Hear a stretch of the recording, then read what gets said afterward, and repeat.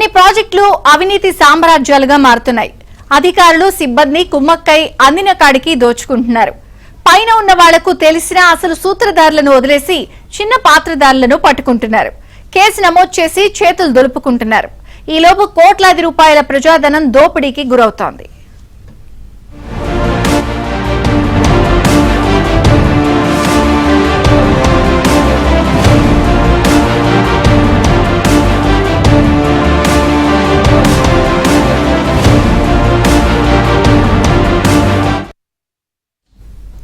Yadadri super critical thermal power plant లో కోట్ల రూపాయల కుంభకోణం జరిగిందా?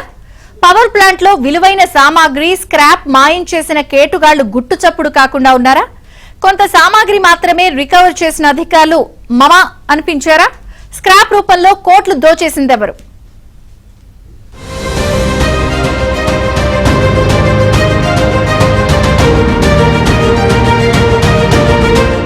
యాదాద్రి థర్మల్ పవర్ ప్లాంట్ కు సంబంధించి స్క్రాప్ మాయం కేసులో పూర్తిస్థాయి విచారణ ముందుకు సాగకపోవడం పలు అనుమానాలకు తావిస్తోంది. గతేడాది సెప్టెంబర్లో యాదాద్రి పవర్ ప్లాంట్ లో ఘరానా దొంగల పేరుతో ఏబిఎన్ అనేక అంశాలను వెలుగులోకి తెచ్చింది. ప్రాజెక్టు పనులు ప్రారంభమైన 2015 నుంచి స్క్రాప్ మాయం కావటం వెనక ఇంటి దొంగలు ఉన్నారని ఏబిఎన్ ససాక్ష్యంగా వార్తా కథనాలను ప్రసారం చేసింది. స్క్రాప్ ను గుట్టుగా మాయం చేసిన అక్రమార్కులు కోట్లలో వెనకేసుకున్నట్లు ఆరోపణలు సైతం ఉన్నాయి. పవర్ ప్లాంట్ శంకుస్థాపన నాటి నుంచి అక్కడే తిష్టవేసిన పెద్దలే స్క్రాప్ కుంభకోణానికి సూత్రధారులని నిర్ధారణ కావడంతో పోలీసు జెన్కో వర్గాల్లో తీవ్ర చర్చనీయాంశమవుతోంది. ఏళ్లుగా అదే ప్రాజెక్టులో విధులు నిర్వహించి పదోన్నతి పొందిన ఓ కీలక అధికారితో పాటు మరికొందరు సూత్రధారులుగా ఉన్నట్లు విశ్వసనీయ సమాచారం.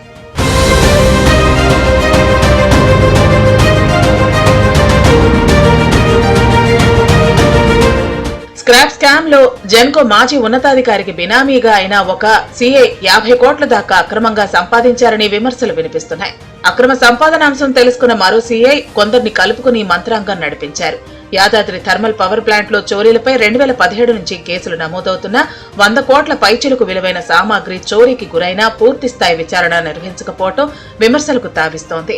ఈ దందాలో కాసులు పోగేసుకున్న ఖాకీలే విచారణ మందగించడానికి కారణమని తెలుస్తోంది. ప్లాంట్ లో జరిగిన స్క్రాప్ దొంగతనాలపై జిల్లా నిఘా విభాగం నుంచి పూర్తిస్థాయి నివేదిక ఉన్నతాధికారులకు సమర్పించినా చర్యలు చేపట్టకుండా రాష్ట్ర స్థాయిలో కొందరు పెద్దలు అడ్డుకుంటున్నట్లు ఇటు జెన్కో అటు పోలీస్ వర్గాల్లో చర్చ సాగుతోంది. ఉన్నతాధికారులు పూర్తిస్థాయి విచారణ జరిపిస్తే మొత్తం కుంభకోణం వెలుగులోకి వస్తుందని పోలీసు ఉన్నతాధికారులు ఈ మేరకు కార్యాచరణ చేపట్టాలనే సూచనలు వస్తున్నాయి.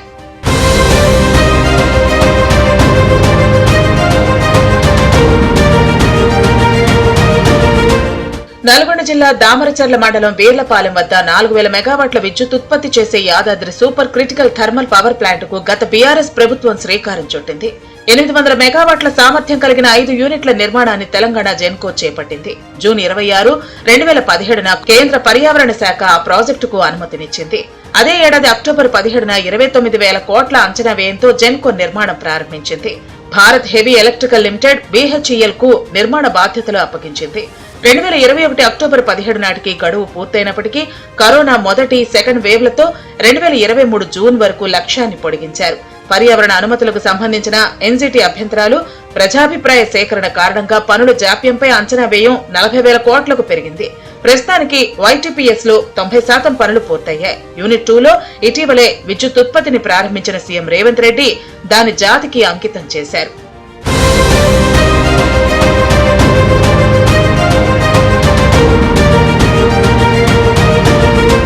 ప్లాంట్ కు అత్యంత విలువైన ఐరన్, అల్యూమినియం, రాగి తదితర సామాగ్రిని 1000 టన్నుల్లో వినియోగిస్తున్నారు. ఆ సామాగ్రిని ప్లాంట్ సమీపంలో పెద్ద ఎత్తున నిల్వ చేశారు. సామాగ్రి భద్రత కోసం వాచ్ టవర్లు ఏర్పాటు చేయగా గతంలో స్థానిక పోలీసులు పర్యవేక్షణ కొనసాగేది. కాగా భద్రతను గతేడాది SPF బృందాలకు అప్పగించారు.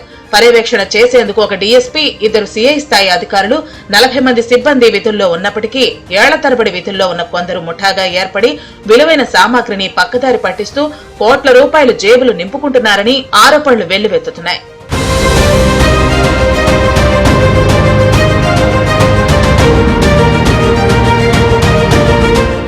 గతేడాది మే నెలలో విలువైన అల్యూమినియం షీట్లను అక్రమంగా తరలిస్తున్న 2 వాహనాలను స్వాధీనం చేసుకున్న పోలీసులు ఆ కేసుకు సంబంధించి 11 మందిని అరెస్టు చేశారు. దాదాపు 6 కోట్ల సామాగ్రిని పక్కదారి పట్టించినట్లు అంచనా వేశారు. నిందితుల నుండి 1.07 కోట్ల నగదు, వాహనాలను స్వాధీనం చేసుకున్నారు. మళ్లీ సెప్టెంబర్ నెలలో ఓ ఆటోలో అక్రమంగా తరలిస్తున్న అల్యూమినియం షీట్లను మిర్యాలగూడ మండలం తుంగపాడు వద్ద పోలీసులు స్వాధీనం చేసుకున్నారు.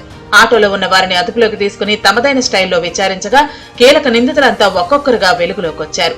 దామరచర్ల, మిర్యాలగూడ, హైదరాబాద్లకు చెందిన దాదాపు 15 మందిని పోలీసులు అదుపులోకి తీసుకుని కేసులు నమోదు చేశారు. 8 మందిని అరెస్టు చేసి 26 లక్షల నగదు, 2 మహేంద్ర వాహనాలను స్వాధీనం చేసుకున్నారు.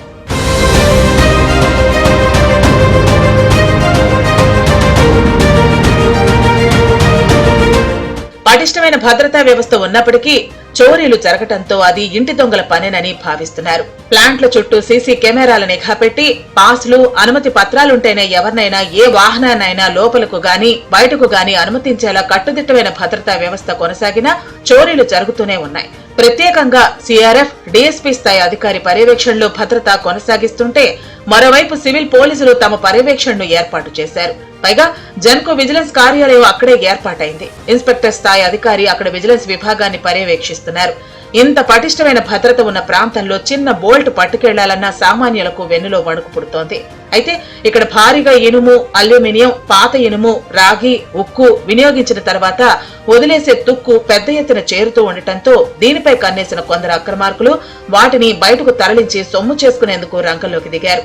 కీలకమైన ఉద్యోగాల్లో ఉన్న జెన్కో సిబ్బంది, బీహెచ్ఈఎల్ సిబ్బంది, కాంట్రాక్టు సంస్థల సిబ్బందితో పాటు అక్కడ శంకుస్థాపన సమయం నుంచి కాచుకుని ఉన్న ఒక పోలీస్ అధికారి ఒక బృందంగా ఏర్పడి బయట రాజకీయ పలుకుబడిని వినియోగించి అక్రమ దందాను కొనసాగించారన్న ఆరోపణలు ఉన్నాయి.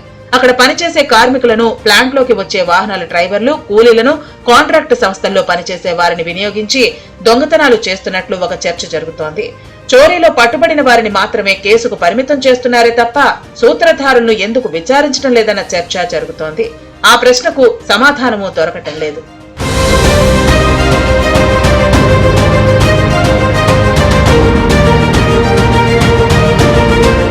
పవర్ ప్లాంట్ స్క్రాప్ కుంభకోణంలో జెన్కో, పోలీస్ సహా ఇతర విభాగాల అధికారులు, ఉద్యోగులపై ఆరోపణలు వస్తున్న నేపథ్యంలో ఈ మొత్తం కుంభకోణంపై పూర్తిస్థాయి విచారణ నిర్వహించాలనే డిమాండ్ వినిపిస్తోంది. నిఘా విభాగాల నివేదికలిచ్చినా ఉన్నతాధికారులు స్పందించకపోవటం వెనక ఒత్తిళ్లున్నాయనే విమర్శలకు ఫుల్ స్టాప్ పెట్టాలి అంటే సమగ్ర విచారణ ఒకటే సరైన మార్గం.